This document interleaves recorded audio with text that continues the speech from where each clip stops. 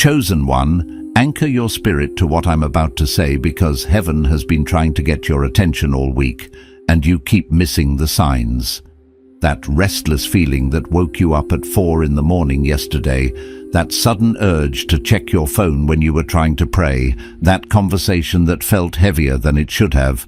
These weren't random moments. These were alerts. The enemy is working overtime right now for one reason only.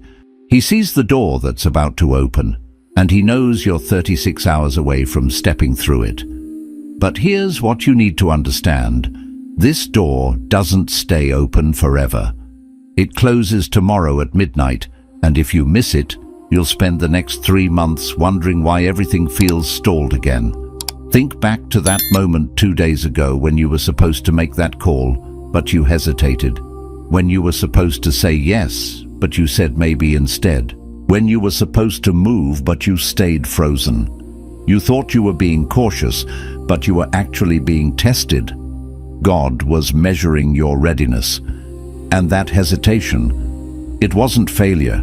It was the final calibration before your promotion. You did not stumble across this message by scrolling.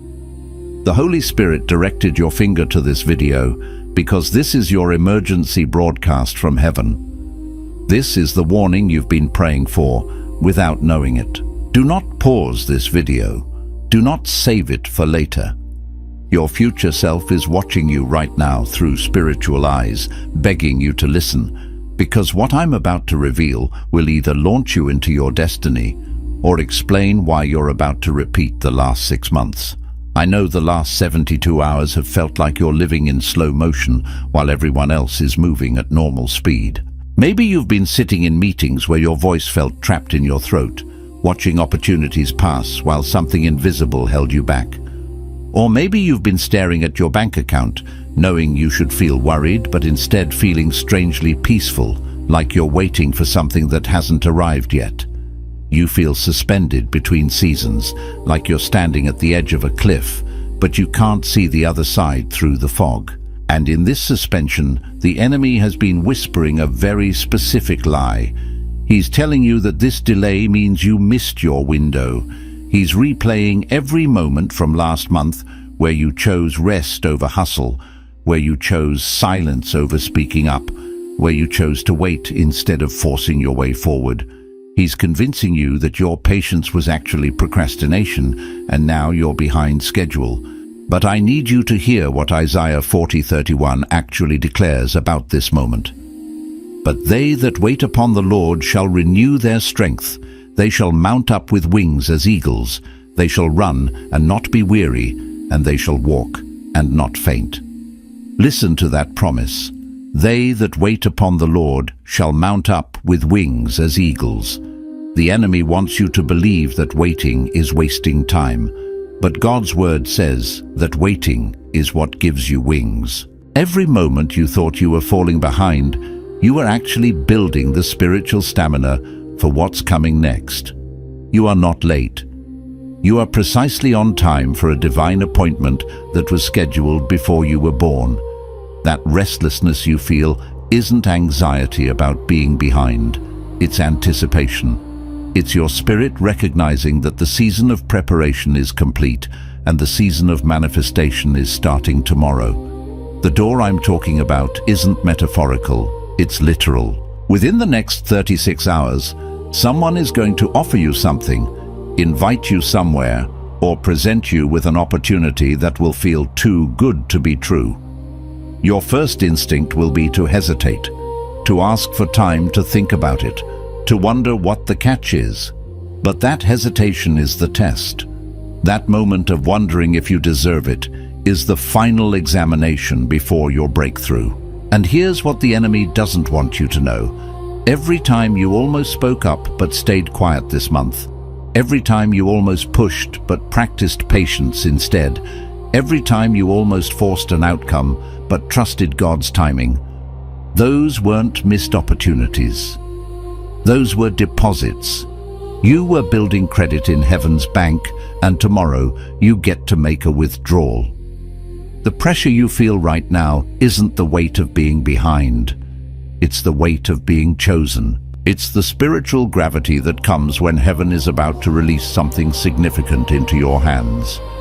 In the next few minutes, I'm going to show you the 3 signs that confirm your door opens tomorrow. I'm going to reveal the exact words you need to say when that opportunity presents itself, so you don't accidentally reject what God is trying to give you. And at the end, I'll give you the declaration that seals this breakthrough and prevents the enemy from stealing it through fear or doubt. Do not leave this video early. The version of you that's been praying for a sign is about to receive it, but only if you stay until the final word. If you click away now, you might miss the one piece of information that transforms everything. But before I reveal those 3 signs, there's something deeper you need to understand about what's been happening to you spiritually over these last few weeks. That feeling of suspension, that sense of being caught between worlds, it's not accidental, it's strategic. It is a deliberate act of divine orchestration, a sacred pause in the cosmic symphony of your life, designed to prepare you for the next movement. God has been separating you from the frequency you used to operate on, because where you're going requires a different spiritual bandwidth altogether. Imagine trying to stream high-definition content on a dial-up connection. It simply won't work. Your spirit is being upgraded, tuning into a higher vibrational reality, a realm of divine communication and profound purpose that your previous spiritual equipment couldn't fully process. This transition period, though disorienting, is precisely what is needed to attune you to the subtle whispers and thunderous declarations of the Almighty. Think about Moses when God told him to remove his sandals because he was standing on holy ground. Moses didn't need new sandals. He didn't need a different itinerary or a change of scenery in the physical sense. He needed to disconnect from the old surface he'd been walking on to shed the dust and habits of the familiar, the comfort of the mundane. The ground hadn't changed its physical properties. His assignment had, profoundly and irrevocably. And sometimes God makes you feel untethered from your old normal, creates a sense of spiritual displacement, because your new normal requires you to be sensitive to frequencies you couldn't hear before, to perceive the divine in ways that transcend your previous understanding. It's a call to a deeper reverence, a more profound attentiveness to the sacred imprints upon your very path. This untethering is not abandonment. It is an elevation, a necessary severing from the anchors that would hold you back from your destined heights. That's why conversations have felt heavier, laden with unspoken truths or draining energies that you now instinctively perceive. It's why certain environments suddenly drain your energy, feeling like static on a perfectly tuned radio, because your spiritual receiver is now picking up the subtle currents of every space. That's why you've been craving solitude when you used to thrive in crowds, needing a quiet sanctuary to process the influx of new information and spiritual data. Your spiritual antenna has been recalibrated, fine-tuned by the master engineer. You're picking up signals from heaven that you were too busy, too distracted, or too spiritually unequipped to receive before. It's like upgrading from a fuzzy black and white television to a vibrant, crystal-clear, high-definition screen. Suddenly, the details, the nuances, and the true colors of your spiritual reality are becoming vividly apparent. This newfound sensitivity is not a weakness. It is a superpower in development, a gift from above to guide you. And here's where it gets deeper. The enemy, the adversary of your soul, has been trying to convince you that this sensitivity is a problem, a flaw in your design, that this profound need for spiritual space means you're becoming antisocial or losing your edge, losing your zeal, your connection to the world. He whispers insidious lies that you're withdrawing, becoming irrelevant, or succumbing to an unhelpful introversion. But what's really happening is that you're developing prophetic discernment, a spiritual X-ray vision that allows you to see beyond the surface. You're starting to feel the weight of atmospheres, the spiritual temperature of rooms, the hidden motivations and intentions behind people's words, even the undercurrents of spiritual warfare that others remain oblivious to. This isn't isolation in the negative sense. This is strategic preparation for influence, for a season where your presence will carry a different kind of authority and insight, where your sensitivity will become a shield and a compass for yourself and for those you are meant to guide. You are not shrinking, you are deepening, becoming a wellspring of divine wisdom. But there's something underneath even that truth, something most people miss entirely in their pursuit of personal breakthrough. The reason this door opens tomorrow isn't just because it's your time, a personal reward for your perseverance or piety. It's because someone else's breakthrough, someone's liberation, someone's healing, someone's divine redirection depends on your obedience to walk through it. Your destiny is inextricably linked to the destinies of others. God doesn't just promote you for your benefit, to elevate your status or increase your comfort. He promotes you for the people who are waiting on the other side of your yes, the ones whose paths are illuminated by your courageous steps, the individuals whose lives will be transformed by your willingness to serve as a conduit for His grace. Your breakthrough is a key, not a trophy, designed to unlock blessings for a multitude. This understanding adds a profound weight of purpose to your journey, transforming it from a solo quest into a sacred mission of interdependence and divine collaboration. Coming up in just a moment, I'll show you exactly how to recognize that divine opportunity when it presents itself tomorrow, because it might not look like what you've been praying for. It may even appear disguised in the mundane or the unexpected. But first, you need to understand why you almost rejected God's blessing 3 times last month without even realizing it, how the subtle traps of past programming and self-doubt nearly caused you to miss pivotal moments of grace. The first time was when that person reached out to you with what seemed like a random invitation, perhaps an offer of help, a spontaneous coffee, an unexpected connection. Your immediate thought was, "This is nice, but what do they want from me?" This isn't just a casual suspicion, it's a deeply ingrained defense mechanism. You've been programmed by past disappointments, by relational betrayals, by the harsh realities of a world that often operates with quid pro quo, to be inherently suspicious of unexpected favor. You've been hurt by people who gave with visible or invisible strings attached, whose kindness was a prelude to a demand or a manipulation. Your heart learned to guard itself, to assume ulterior motives, to brace for the inevitable cost. But God's gifts don't come with hidden agendas, no concealed clauses or future repayment plans. They come with open doors, pure and unadulterated grace. And when you hesitate, when that inner alarm blares because something feels too easy, too good to be true, you might not just be exercising caution, you might be hesitating directly in front of an open gate of grace, a divine provision that asks nothing but your acceptance.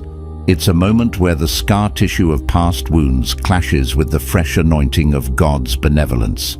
The second time was when you had that idea, that sudden burst of inspiration that felt too big for where you are right now, too grand for your current resources, your perceived capabilities, or your present circumstances. It landed in your spirit like a meteorite, electrifying and overwhelming. You talked yourself out of it within 20 minutes, the inner critic swiftly overriding the divine whisper because you convinced yourself you weren't ready, you didn't have all the resources, you needed more time to prepare, to gather all the pieces. You started a mental inventory of your deficiencies rather than a divine assessment of your potential. But God doesn't give you ideas for your current capacity. He doesn't confine His vision to your present limitations. He gives you ideas for your next capacity, for the expanded version of yourself He is calling you to become.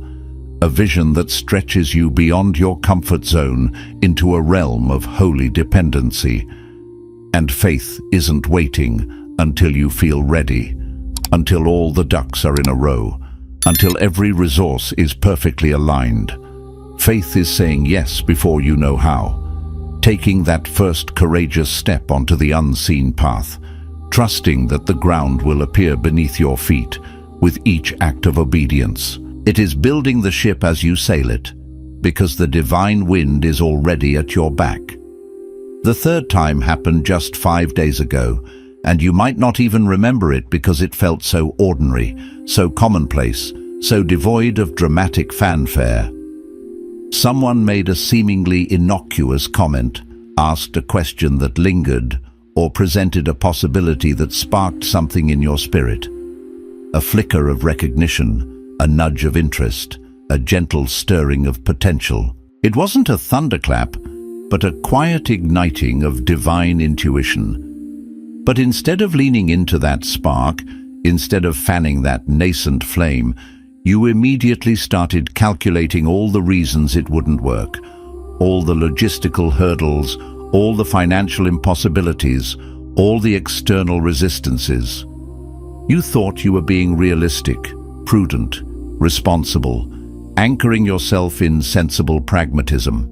But you were actually talking yourself out of a divine setup, a meticulously arranged convergence of circumstances designed to launch you forward.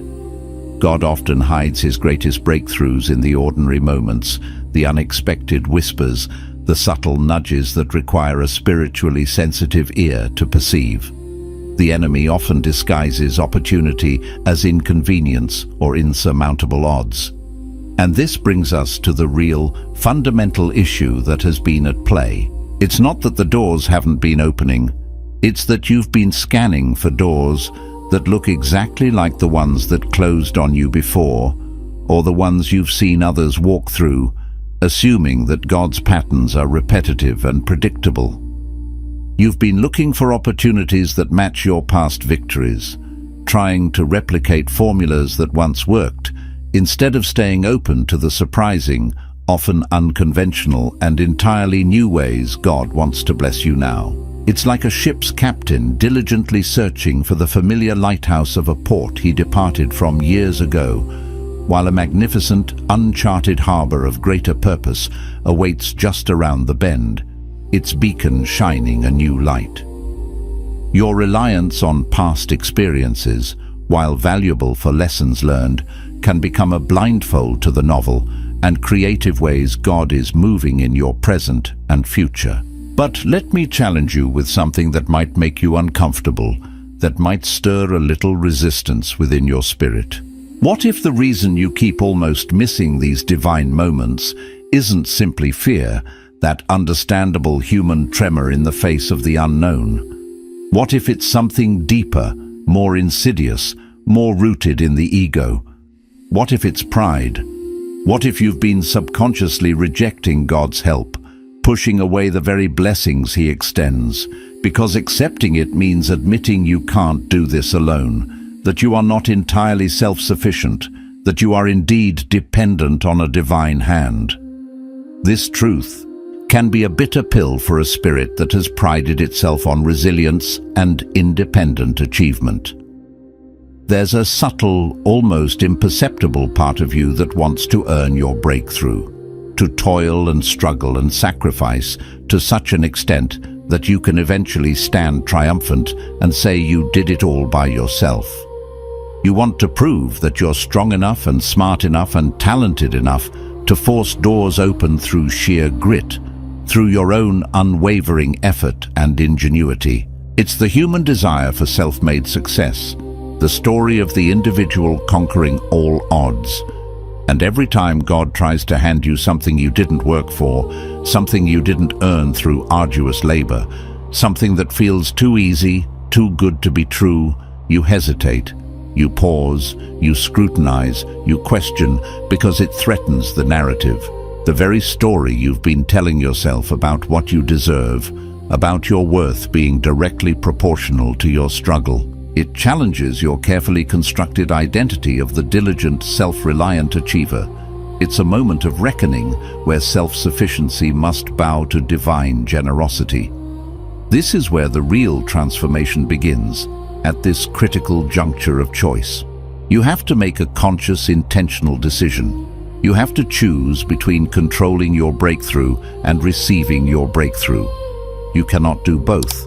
These two paths diverge completely. Control says, "I'll believe it when I see it," demanding tangible evidence, empirical proof, and a predictable outcome before extending trust. It's a closed fist, clinging to what is known. Faith, on the other hand, says, "I'll see it because I believe it," opening its hands in anticipation, trusting in the unseen, relying on the promise and character of God. It's an open heart, ready to receive. And tomorrow's opportunity, the divine appointment that awaits you, requires a level of faith that makes control not just difficult, but utterly impossible. It demands surrender, a letting go of your need to manipulate the outcome in exchange for the miraculous. And what's coming next will likely surprise you, perhaps even confound your expectations, because the door that opens tomorrow isn't just about your career advancements, your financial stability, or the transformation of your relationships. While these external shifts are often wonderful byproducts, the true essence of this moment goes much deeper. It's about your identity. It's about stepping into the version of yourself that God has been meticulously, lovingly developing in secret, behind the scenes. During those quiet seasons when you thought nothing was happening, when you felt overlooked or stagnant, it's the unveiling of the true you, the person you were always meant to be, stripped of the layers of societal expectation, past wounds, and self-imposed limitations. This breakthrough is an initiation into a higher calling of self, a profound recognition of your divine essence and purpose. Here's the part no one wants to hear, the uncomfortable truth that often chafes against our desire for instant gratification. But it's also the part that changes everything, shifting your perspective entirely. The delay you've been experiencing, that frustrating period of seeming stagnation or unfulfilled expectation, wasn't God making you wait in some arbitrary holding pattern. It was God making room. It was an active, purposeful clearing of space in every dimension of your being. Room in your schedule for something bigger, something that demands more of your time and focus than your previous commitments allowed. Room in your heart for someone new, for a deeper connection, for a greater capacity for love and compassion than you've ever known. Room in your mind for possibilities you haven't even considered, for visions and strategies that require a complete paradigm shift. And ultimately, room in your life for the level of blessing, the magnitude of abundance, and the depth of impact that requires space you don't currently have. Space that must be intentionally created for the new wine. But God, in His divine order, cannot fill a life that's already full of substitutes, of cheap imitations, and fleeting distractions.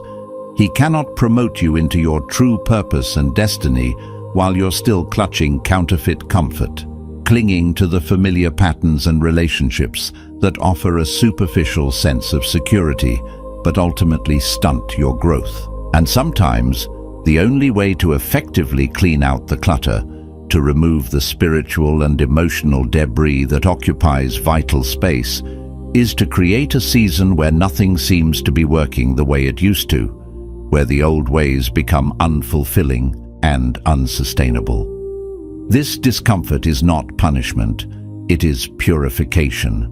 That job that's felt stale, devoid of passion and purpose, that relationship that's felt off, subtly misaligned or overtly draining, that routine that's felt empty, a mere repetition without meaning. God hasn't been ignoring your dissatisfaction. He hasn't been oblivious to your yearning for something more. On the contrary, He's been masterfully using your dissatisfaction, stirring a holy discontent within you, to create a profound hunger for what He's about to provide, a deep yearning for authentic fulfillment. Your restlessness wasn't a sign that something was wrong with you or that you were failing. Your restlessness was a powerful, undeniable sign that you were outgrowing your current container, that your spirit was expanding beyond the boundaries of your present circumstances, much like a seed swelling with life, ready to burst forth from its confining shell. This divine agitation is preparing you for metamorphosis. But here's where most people stumble, and I need you to pay close attention because this is critical.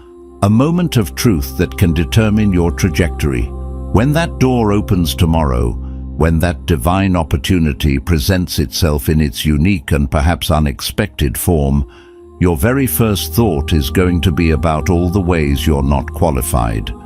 Your mind is going to immediately scan for evidence of why you're not the right choice, why someone else could do it better, why you need more time or more training or more experience, why you're simply not ready. This is the insidious voice of self-doubt, amplified by past failures and societal conditioning, attempting to hijack your breakthrough moment. It will try to convince you that this blessing is for someone else, someone more credentialed, more polished, more prepared.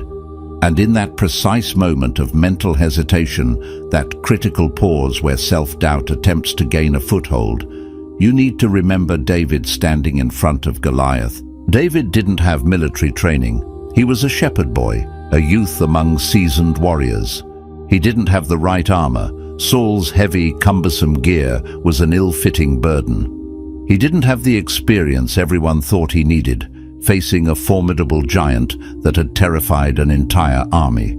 But he had something infinitely more important than human qualifications or conventional preparedness. He had a divine assignment, a direct commission from the Most High God. And divine assignments don't require human resumes, impressive credentials, or extensive prior experience. They require obedient hearts, spirits willing to trust and step forward, even when the logic of the world screams otherwise. God doesn't call the qualified. He qualifies the called, equipping those who simply say yes to His divine plan. The door that opens tomorrow doesn't care about your past mistakes, the errors you've made, or the judgments you've faced. It doesn't care about your current limitations, the perceived inadequacies, or the resources you feel you lack. It doesn't care about the voices, external or internal, that told you you'd never be enough, never capable, never worthy. That door was designed specifically for you, in your current condition, with your current resources, at your current level of readiness. Because your current state is precisely what God intends to use and transform within this new opportunity. Because God's gifts are perfect fits, tailor-made for your unique spiritual blueprint, even when they don't look like it from the outside, often appearing unconventional or challenging. This opportunity is not a test of your perfection, but a testimony to His perfect plan. Coming up, the one thing you absolutely cannot say when that opportunity presents itself, because these 4 words will slam the door shut immediately, severing the very connection to your breakthrough. Stay with me, because what I'm about to share next is the part that breaks the cycle that's been repeating in your life every 3 to 6 months. The pattern of nearing a breakthrough only to retreat or sabotage it. But first, this has to land in your spirit, deeply and unequivocally. You are not behind schedule. You are not losing ground. You are not too late for what God has for you. The insidious evidence that convinced you otherwise, the whispers of regret and the specter of missed opportunities, was planted by an enemy who knows that if he can make you believe you missed your window, you'll stop looking for doors altogether, resigning yourself to a fate less than divine. This is spiritual warfare, a direct assault on your hope and your faith. Reject that lie with every fiber of your being. Every setback from last month, every apparent failure or disappointment was not a step backward, but a strategic setup for tomorrow's comeback, refining your character and clarifying your vision. Every rejection you faced positioned you precisely for tomorrow's selection, moving you away from what was not meant for you and closer to your true alignment. Every closed door created the necessary pressure, the spiritual tension that's about to launch you through the right one, propelling you forward with divine momentum.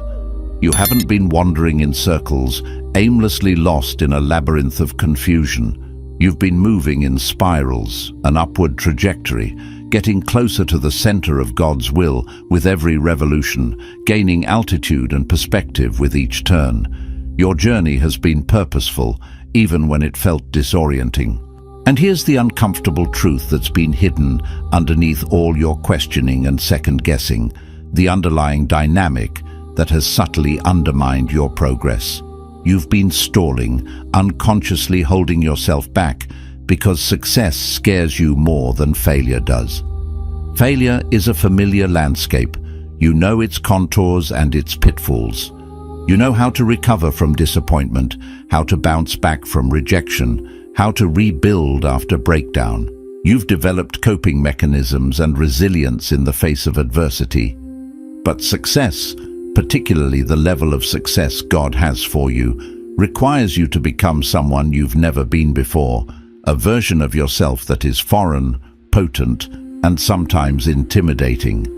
And that elevated version of yourself feels like a stranger, an unknown entity that evokes a profound sense of apprehension. The opportunity that presents itself tomorrow will require you to step into that unfamiliar skin, to inhabit a new dimension of your calling, to own a level of authority and influence you've never carried, to receive and steward a level of blessing you've never managed. And the deepest fear isn't that you'll fail, that you'll fall flat on your face and disappoint everyone. The more profound, often unacknowledged fear is that you'll succeed, that you'll actually achieve this monumental breakthrough, and then you'll be responsible for maintaining something you're not sure you deserve, something that feels too grand for your current sense of self-worth. It's the fear of stewardship, the fear of sustaining greatness, the fear of living up to the weight of your divine potential. But let me tell you what Isaiah 54:2 declares about this exact moment, a powerful divine command that speaks directly to this very tension. Enlarge the place of thy tent, and let them stretch forth the curtains of thine habitations. Spare not, lengthen thy cords, and strengthen thy stakes. God is not merely suggesting, He is commanding you to make room for increase before the increase arrives. He's telling you to proactively prepare for expansion while you're still in the small place, while you're still feeling confined and restless. This is a prophetic act of faith, a declaration of trust in His promise. To enlarge the place of thy tent speaks to expanding your vision, your mindset, your capacity to dream beyond your current reality. To stretch forth the curtains of thine habitations means to widen your boundaries, to open your heart and mind to greater possibilities, to embrace a larger sphere of influence. To spare not is a call to generosity, to not hold back from believing in the abundance He has for you. To lengthen thy cords is to extend your reach, to connect with new people, new ideas, new pathways. And to strengthen thy stakes is to fortify your foundation, to deepen your roots in faith, in character, and in your relationship with Him, because greater blessings require stronger anchors. Before we move on to the final crucial instruction, if you're ready to dive even deeper into understanding God's divine timing and how to unlock the spiritual breakthroughs meant for you, I've created a free guide called The 7 Keys to Unlocking Your Next Level Breakthrough. It's packed with practical steps and profound insights to help you align with God's purpose for your life. You can download it absolutely free right now by clicking the link in the description below. This guide is designed to empower you to not just recognize these divine opportunities, but to confidently step into them, transforming your spiritual journey. That restlessness you feel, that's your tent getting too small for your spirit. That inner agitation, that sense of pressing against unseen walls, is not a malfunction. It is your spirit crying out for the promised land of your next level. It's the evidence that your soul is expanding, pushing against the confines of the familiar and the comfortable, yearning for the vastness of God's bigger plan. This feeling is not a burden, it is a blessing, a divine indicator that transformation is imminent, that the season of restriction is giving way to a season of boundless expansion.